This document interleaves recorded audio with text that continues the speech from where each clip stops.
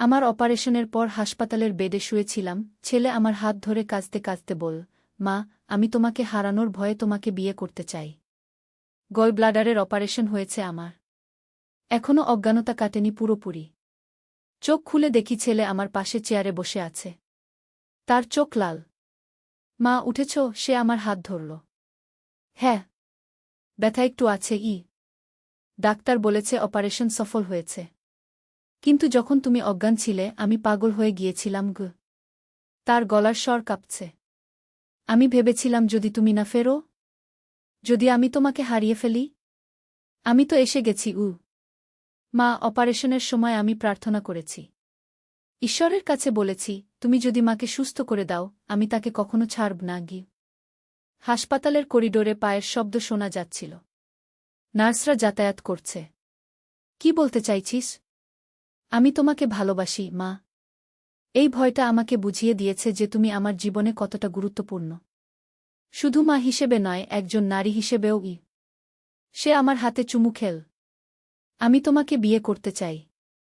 আমি চাই তুমি আমার স্ত্রী হও, যাতে আমি সব সময় তোমার যত্ন নিতে পারি, রক্ষা করতে পারি। আইভির মধ্যে ড্রিপ পড়ছে ফোঁটা ফোঁটা করে। আমার হৃদস্পন্দনের শব্দ মনিটরে। এই গল্পটি সম্পূর্ণ শুনলে আপনাদের পানি অটোমেটিক বের হয়ে যাবে, সো যত দ্রুত সম্ভব হাতের কাছে টিস্যু নিয়ে বসে পড়ো। বিছানার চাদর যেন নষ্ট না হয় সেটা সম্পূর্ণ খেয়াল রাখার অনুরোধ জানিয়ে গল্পটি এখন শুরু করব। তার আগে সর্বশেষ অনুরোধ, দয়া করে এমন পানি বের করার গল্প নিয়মিত শুনতে আমাদের চ্যানেলটি সকলেই সাবস্ক্রাইব করুন। ধন্যবাদ। হ্যালো বন্ধুরা, আমার নাম রূপা সেন। আমার বয়স 39 বছর। আমার স্বামীর নাম রঞ্জন সেন, বয়স 51 বছর। আমাদের 2 সন্তান, রিয়াদ আর সুমিত্রা। রিয়াদ 20 বছর বয়সী, বিশ্ববিদ্যালয়ে পড়ে। সুমিত্রা 14 বছর বয়সী, স্কুলে যায়। আমি যখন রিয়াদের কথাগুলো শুনছি তখন আমার মাথায় প্রচণ্ড ব্যথা হচ্ছিল। অ্যানেস্থেসিয়ার প্রভাব এখনও কাটেনি। কিন্তু একটা অদ্ভুত ব্যাপার হল, তার কথাগুলো শুনতে শুনতে আমার মনে পড়ে গেল আমার শৈশবের একটা ঘটনা। আমার দাদু আমাকে বলেছিলেন যে আমাদের পরিবারে একটা অভিশাপ আছে। প্রতিটি প্রজন্মে একজন নারী তার নিজের ছেলের প্রেমে পড়ে এবং সেই কারণে পরিবারে বিপর্যয় নেমে আসে। রিয়াদ আমার হাত আরও জোরে চেপে ধরল। মা, তুমি কিছু বলছো না কেন? আমি তার দিকে তাকালাম। তার চোখে এমন একটা উদ্গ্রতা যেটা আমি আগে কখনো দেখিনি। আমার মনে পড়ল আমার দাদুর কথা, রূপা, তোর মায়ের মতো হইস না। আমাদের পরিবারে যে অভিশাপ আছে তুই সেটা থেকে দূরে থাকিস। দাদু বলতেন আমাদের পরিবারে প্রতি 3 প্রজন্ম পর পর এই অভিশাপ দেখা দেয়া। আমার দাদির মাও নাকি তার ছেলেকে ভালোবেসে ফেলেছিল। সেই ছেলে পরে গ্রাম ছেড়ে পালিয়ে গিয়েছিল।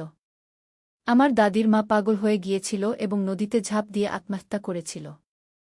রিয়াদ, তুই কি বলছিস সেটা জানিস? আমি কাঁপা গলায় বললাম। হ্যাঁ মা, আমি জানি। কিন্তু এটাই সত্যি। অপারেশনের সময় যখন আমি হাসপাতালের বাইরে বসেছিলাম তখন আমি বুঝতে পারলাম যে তুমি ছাড়া আমি বাঁচতে পারব না। তুমি শুধু আমার মা নও, তুমি আমার জীবনের সবকিছু। হঠাৎ করে হাসপাতালের লাইট কেঁপে উঠল। বাইরে ঝড়ের শব্দ শোনা যাচ্ছিল। আমার মনে হচ্ছিল যেন কোনো অশুভ শক্তি আমাদের চারপাশে ঘুরপাক খাচ্ছে। রিয়াদ, তোর এই কথাগুলো শুনতে শুনতে আমার মনে পড়ে গেল আমাদের পূর্বপুরুষদের গল্প। তোর দাদু আমাকে বলেছিল। কি বলেছিল, মা? তিনি বলেছিলেন যে আমাদের পরিবারে একটা রহস্যময় অভিশাপ আছে। প্রতি 3 প্রজন্ম পর পর। হঠাৎ করে ঘরের দরজা খুলে গেল। একটা তীব্র ঠান্ডা হাওয়া ঢুকল। নার্স এসে বলল, ম্যাম, আপনার স্বামী এসেছেন। রঞ্জন ঘরে ঢুকল। তার মুখে উদ্বেগের ছাপ। রূপা, তুমি কেমন আছো? ভালো আছি, আমি বললাম। রঞ্জন রিয়াদের দিকে তাকাল। তুই এখানে কতক্ষণ ধরে বসে আছিস? অনেকক্ষণ ধরে, বাবা। মায়ের সাথে কথা বলছিলাম। রঞ্জন একটু অদ্ভুতভাবে তাকাল। তুই আমার সাথে একটু বাইরে আয়। তোর মায়ের বিশ্রাম দরকার। রিয়াদ অনিচ্ছায় উঠে দাঁড়াল। কিন্তু যাওয়ার সময় আমার কানের কাছে ফিসফিস করে বলল, মা, আমি যা বলেছি সেটা নিয়ে ভেবে দেখো। আমাদের পরিবারের অভিশাপ আমি ভাঙতে চাই। তারা চলে যাওয়ার পর আমি একা হলাম। আমার মনে আবার দাদুর কথাগুলো ভেসে উঠল।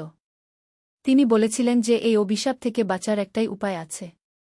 সেটা হলো পূর্বপুরুষদের লেখা একটি গোপন ডায়েরি খুঁজে বের করা। সেই ডায়েরিতে নাকি অভিশাপ ভাঙার উপায় লেখা আছে। আমার দাদু বলেছিলেন যে সেই ডায়েরিটা আমাদের পুরনো বাড়ির গোপন কক্ষে লুকানো আছে। কিন্তু সেই বাড়িতে এখন কেউ যায় না, কারণ গ্রামের লোকজন বলে যে সেই বাড়িতে ভূত আছে। আমি ভাবতে থাকলাম, রিয়াদের কথাগুলো কি সত্যিই সেই অভিশাপের প্রভাব, নাকি সে সত্যিই আমাকে ভালোবেসে ফেলেছে? এই দ্বিধা আমাকে পাগল করে তুলছিল। পরের দিন সকালে আমি হাসপাতাল থেকে ছাড়া পেলাম। বাড়ি ফিরে আমি রঞ্জনকে বললাম, আমি আমার দাদুর বাড়িতে কিছুদিন থাকতে চাই। কেন? তুমি এখন সুস্থ হয়ে উঠেছ, বাড়িতেই থাকো গো। না, আমার মনে হচ্ছে সেখানে গেলে আমি আরও ভালো বোধ করব গো। রঞ্জন আমার কথায় সম্মতি দিল। কিন্তু রিয়াদ বলল, মা, আমিও তোমার সাথে যাব গো। না, তুই এখানে থাক, তোর পড়াশোনা আছে গি। কিন্তু মা, আমি তোমাকে একা রাখতে পারব না গি। তার চোখে সেই উদগ্র ভাব আবার দেখা দিল। আমি বুঝতে পারলাম যে সে আমাকে ছাড়তে চায় না। এক সপ্তাহ পর আমি একা গ্রামের দিকে রওনা হলাম। দাদুর বাড়িটা গ্রামের একদম শেষ প্রান্তে। চারপাশে ঘন গাছপালা। বাড়িটা দেখতে অনেকটা ভুতুড়ে লাগছিল। আমি বাড়িতে ঢুকে দেখি সবকিছু ধুলো ঢাকা। কিন্তু আশ্চর্যের ব্যাপার হল, দাদুর ঘরটা একদম পরিষ্কার, যেন কেউ নিয়মিত পরিষ্কার করে রাখে। আমি দাদুর পুরানো ট্রাঙ্কটা খুললাম। তার মধ্যে অনেক পুরানো কাগজপত্র আছে। আমি একটি একটি করে কাগজ দেখতে থাকি। হঠাৎ একটি চিঠি চোখে পড়ল। সেই চিঠিতে আমার নাম লেখা। চিঠিটা খুলে দেখি সেটা দাদুর হাতের লেখা। তিনি লিখেছেন, প্রিয় রূপা, তুই যদি এই চিঠিটা পড়িস তাহলে বুঝতে হবে যে আমাদের পরিবারের অভিশাপ তোর জীবনেও এসেছে। আমি জানতাম এই দিন আসবে, তাই তোর জন্য এই চিঠি লিখে রাখলাম। আমাদের পরিবারের অভিশাপের আসল সত্য হল, এটা কোনো অতিপ্রাকৃত শক্তির কাজ নয়। এটা একটা মানসিক রোগ, জেনেটিক ডিসঅর্ডার। আমাদের পরিবারের মেয়েদের মধ্যে এক ধরনের হরমোনাল ইমব্যালেন্স হয় যা তাদের নিজের সন্তানের প্রতি অস্বাভাবিক আকর্ষণ তৈরি করে। কিন্তু এর চিকিৎসা আছে। আমি একজন মনোচিকিৎসকের সাথে যোগাযোগ করেছি। তার ঠিকানা এই চিঠির সাথেই আছে। তুই তার কাছে গিয়ে চিকিৎসা নিস। মনে রাখিস, এটা কোনো পাপ নয়, এটা একটা রোগ, আর সব রোগেরই চিকিৎসা আছে। তোর দাদু, কৃষ্ণ সেনগু। এই চিঠিটা পড়ার পর আমার মনে একটা স্বস্তি এলো। আমি বুঝতে পারলাম যে রিয়াদের অস্বাভাবিক আচরণের পেছনে কোনো অভিশাপ নেই। এটা একটা চিকিৎসাযোগ্য সমস্যা। আমি তৎক্ষণাৎ ঢাকায় ফিরে এলাম। ডাক্তারের ঠিকানা নিয়ে তার চেম্বারে গেলাম। ডাক্তার আমার কথা শুনে বললেন, এটা একটা বিরল কিন্তু চিকিৎসাযোগ্য সমস্যা। আপনার ছেলের হরমোনাল থেরাপি এবং কাউন্সেলিং দরকার গু। আমি রিয়াদকে সব খুলে বললাম। প্রথমে সে বিশ্বাস করতে চাইল না, কিন্তু যখন আমি দাদুর চিঠিটা দেখালাম তখন সে বুঝতে পারল। মা, তাহলে আমি অসুস্থ? হ্যাঁ বাবা, কিন্তু এর চিকিৎসা আছে গু। পরের দিন থেকে রিয়াদ নিয়মিত ডাক্তারের কাছে যেতে শুরু করল।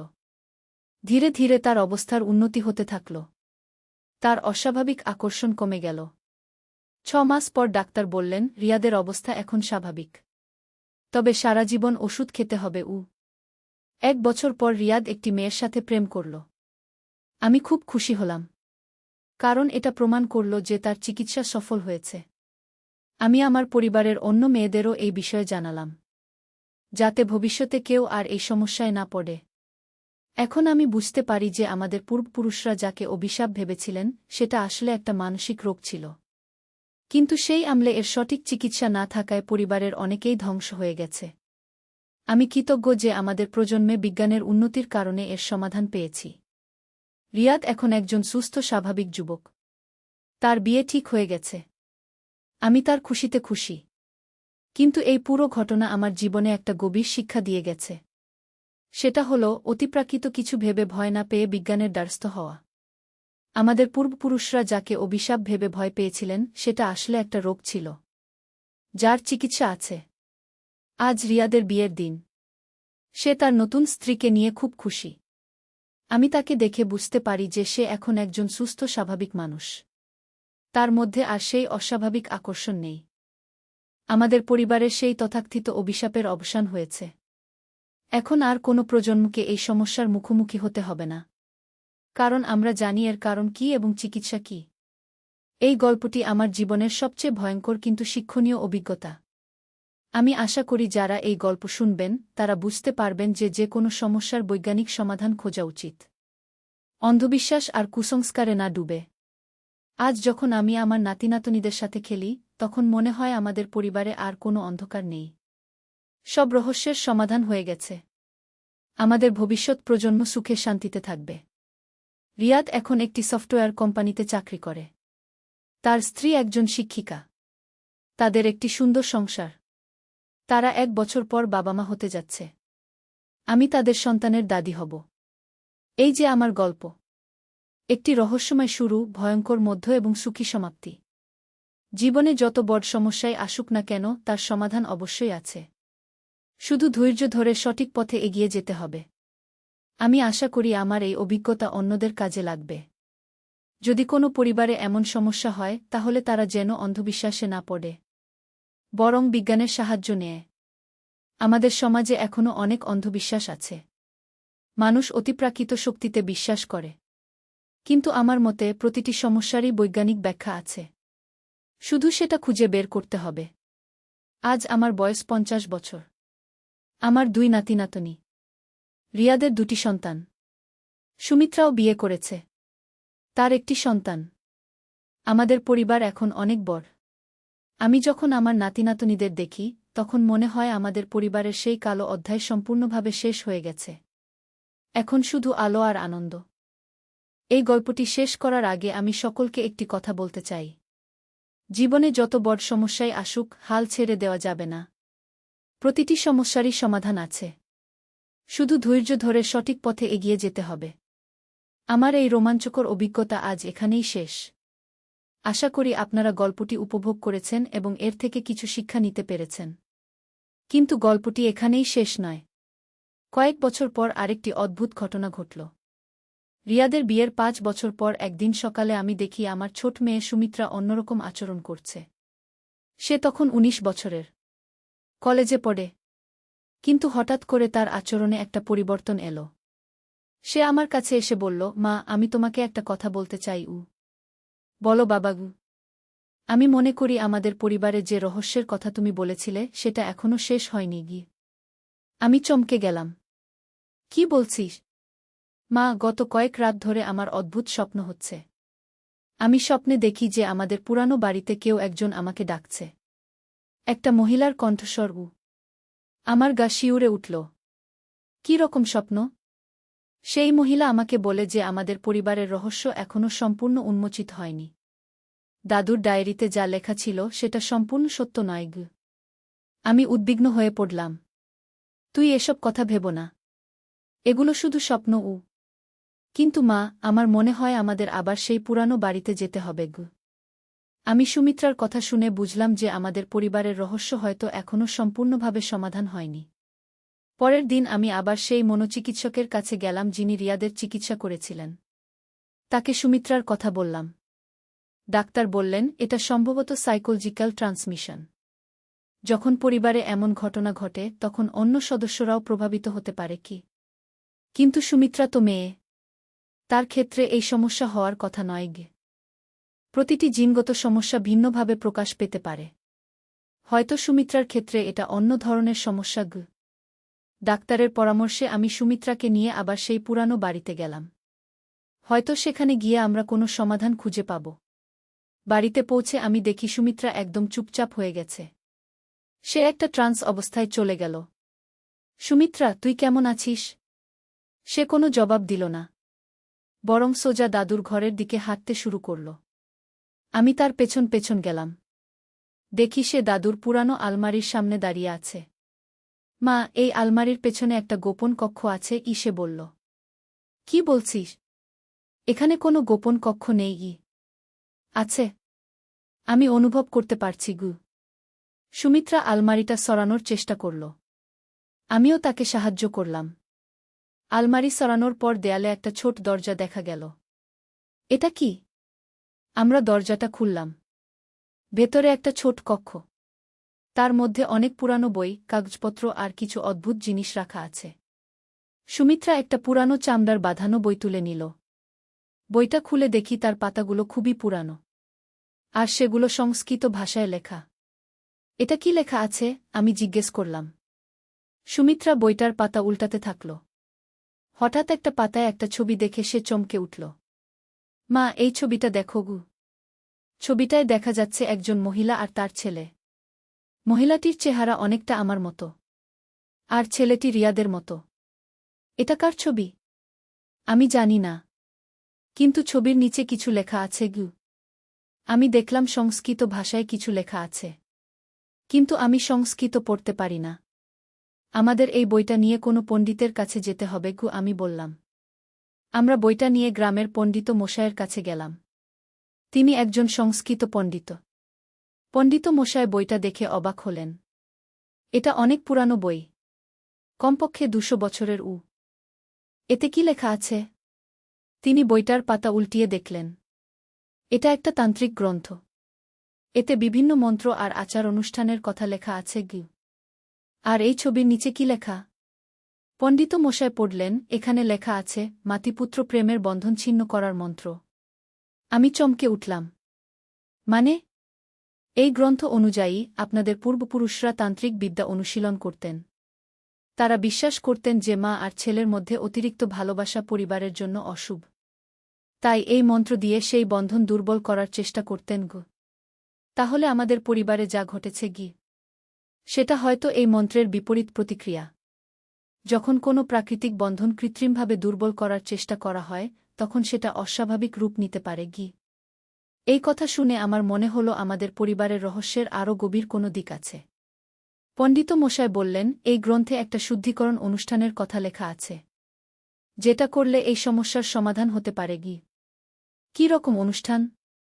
পূর্ণিমার রাতে পরিবারের সব সদস্য মিলে একসাথে একটা বিশেষ পূজা করতে হবে। তাহলে এই তান্ত্রিক প্রভাব থেকে মুক্তি পাওয়া যাবে গি। আমি সুমিত্রার দিকে তাকালাম। সে বলল, মা, আমার মনে হয় আমাদের এই অনুষ্ঠানটা করা উচিত কে।